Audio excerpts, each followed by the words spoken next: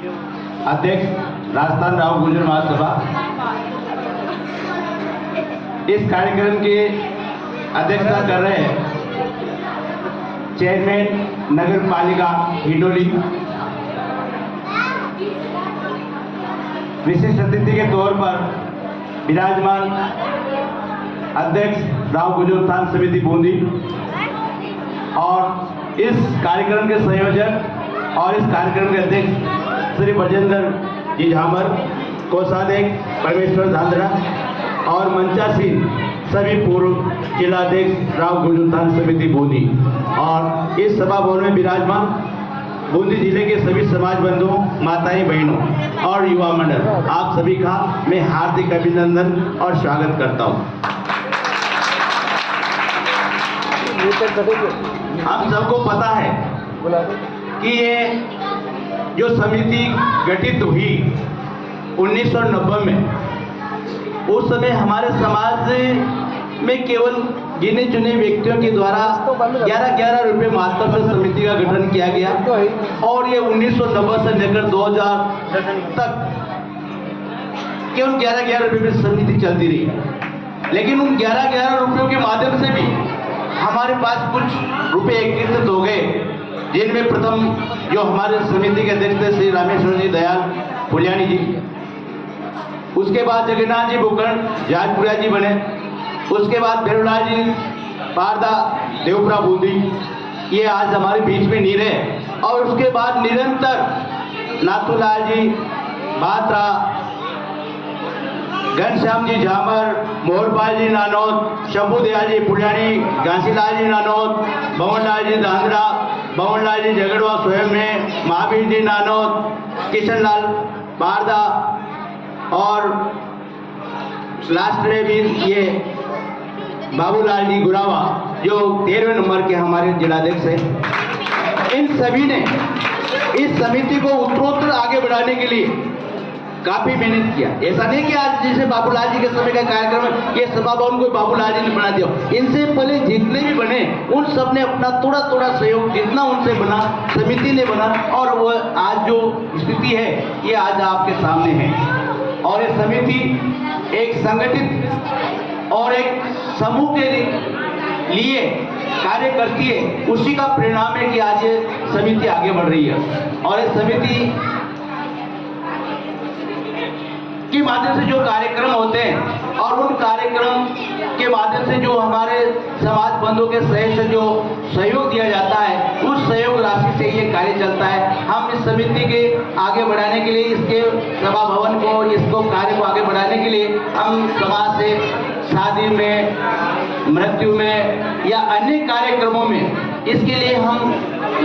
जितना समिति ने तय की गई राशि वह लेते हैं और उन्हीं पैसों से ये कार्यक्रम आगे बढ़ता है। और ये कार्यक्रम जैसे अभी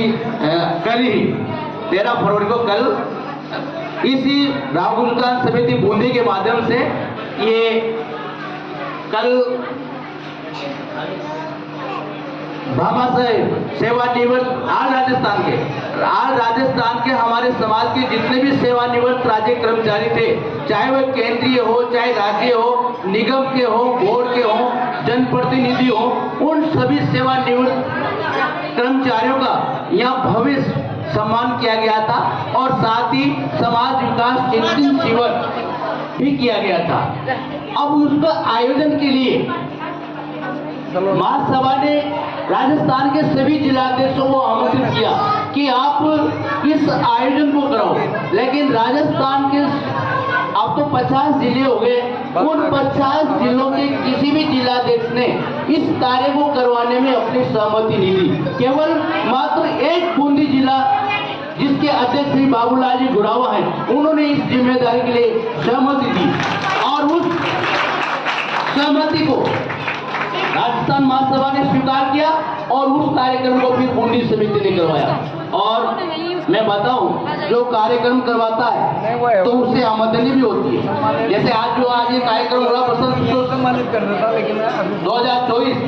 इस कार्यक्रम के निमित्त जो हमारे पास समाज बंधु के सहयोग से जो पैसा आएगा, जो इसमें खर्च होगा और जिसके उपरांत अगर राशि बचती है वो हमारे छात्रावास निर्माण में काम आती है। तो ठीक कल जो कार्यक्रम हुआ, ये जो कल का कार्यक्रम था समाज विकास चिंतन शिविर और सेवानिवृत्त कर्मचारी सम्मान समारोह जो राजस्थान महासभा के द्वारा किया गया था और आयोजक के रूप में राहुल गांधी समिति थी, तो उस कार्यक्रम में इस छात्रावास के लिए जो पूरे राजस्थान से हमारे समाज बंधु पधारे थे चिंतन शिविर में, उन्होंने सहयोग दिया और कम से कम हमें 16-17 हजार रुपए की प्राप्ति हुई। तालियां। अब मान लो ठीक है 2, 5, 10 दिन समितियों को उसके लिए भाग दौड़ करना पड़ा, मेहनत करनी पड़ी, पम्पलेट बनाए, वितरण किए, कई तरह की समस्याएं सामने। हमारे नवयुवक मंडल ने, बूंदी के नवयुवक मंडल जी जान जोड़कर उनकी सेवा के लिए समर्पित रहे। और जब ये कार्यक्रम इस समिति के माध्यम से राजस्थान स्तर का करवाया गया तो उसके माध्यम से हमें इस छात्रावास के विकास के लिए, निर्माण के लिए हमें 16-17 हजार रुपये प्राप्त। तो ये समिति जब ऐसा कार्यक्रम करती है तभी हमें सहयोग प्राप्त होता है और उसी सहयोग से ये आज जो हमारा जो छात्रावास का जो उत्तरोत्तर प्रगति कर रहा है ये उसी का परिणाम है। तो बंधुओं, मैं आपसे भी अपेक्षा करता हूँ कि समय समय पर जैसे चढ़ी चोच बढ़ने गई नदी न घटिया ली, धर्म करया धर्म ना घटे कहे रास करे, तो इसी प्रकार से आपके एक रुपए से 100 रुपए से काफी राशि इकट्ठी हो जाती है और उसी राशि से इसका निर्माण होता है, इसका कार्य आगे बढ़ता है। अभी तो हमारे सामने केवल एक सभा भवन हुआ है, एक कार्यालय हुआ है, लेकिन जिसका नाम हम बुलाते हैं कि हमारा समाज का छात्रावास, अभी छात्रावास तो बना ही नहीं। ये तो केवल हमारे सभा करने के लिए, मीटिंग करने के लिए सभा भवन है, लेकिन जो छात्रावास होना चाहिए वो छात्रावास तो है ही। क्योंकि छात्रावास का अर्थ होता है कि बूंदी जिले के ग्रामीण क्षेत्र के गरीब व्यक्ति के, गरीब परिवार के बच्चे हैं, वो यहाँ जिला स्तर पर आकर के इस छात्रावास में निःशुल्क सेवा लेकर के यहाँ रह करके निवास करके और शिक्षा ग्रहण करें, उसके लिए छात्रावास होती है। लेकिन अभी उनके ठहरने के लिए हमारे पास कमरों का निर्माण नहीं है। अब जब ये पीड़ा बन गया यानी हमारे न्यू इंडस्ट्रियल छात्रावास की, अब हमारा जो अगला कदम है कि इस सभा भवन के ऊपर 8 कमरों का निर्माण करवाया जाएगा। अब 8 कमरों का निर्माण होगा तब जाकर के बच्चे उसमें आकर के रहेंगे और यहाँ उच्च शिक्षा ग्रहण करेंगे। ग्रामीण क्षेत्र के निर्धन परिवारों के, गरीब परिवारों के बच्चे यहाँ आकर के रहें और अपने शिक्षा ग्रहण करें जिला हेडक्वार्टर में। लेकिन उसकी व्यवस्था करने के लिए हम प्रयास करते हैं और आप सभी का सहयोग अपेक्षित है। हम सभी इसी प्रयास में, फिर भी हम हमारे जो श्रीमान ईश्वर जी सर है, इनका करीब 2 वर्ष से ये अब सेवानिवृत्त भी हो चुके, यानी सरकार से भी फ्री हो गए और घर से भी इनको शायद छुट्टी मिल गई कि आप जितना समय दे सको आराम से दे सको, इसकी कोई परवाह भी नहीं है। तो ये अपनी सेवा देते हैं और करीब 2 साल से ये यहाँ जो भी बच्चे इंटरेस्ट थे अपनी इच्छा से 11वीं 12वीं के बच्चे जो एक तरह से कोचिंग के रूप में आना चाहते हैं उनको ये शिक्षा भी देते हैं यहाँ पर। और मैं आपसे भी अपेक्षा करता हूँ कि यदि आपका बच्चा कोई छात्रावास तो बना नहीं, क्वार्टर तो बने नहीं, अगर यहाँ किराए से रहता हो तो उनसे भी आग्रह करें कि यहाँ छात्रावास में जो सरकार द्वारा समय निर्धारित किया जाता है उसका लाभ लें और अपना कोचिंग जो क्लास है, जो विषय ये पढ़ाते हैं उसका सहयोग प्राप्त करें और अपने ज्ञान को अर्जन करें। बंधुओं, आज आप 2019 में अंतिम हमारा बसंत सने समारोह जो हुआ था, उसके बाद कोरोना लग गया। कोरोना की वजह से हमारा ये बसंत उत्सव सने मिलन समारोह एक तरह से रोका गया। हालांकि हमने इस समिति ने उसको संक्षिप्त रूप में मनाया, यानी केवल छात्रावास में तस्वीर लगा दी, दीपक लगा दिया, प्रसाद लगा दिया और बसंत पंचमी को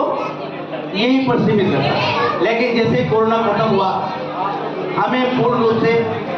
स्वतंत्रता मिल गई, तो समिति ने निर्णय लिया कि इस वर्ष हम बसंत उत्सव एवं स्नेह मिलन समारोह 2024 मनाएंगे और आप सभी ने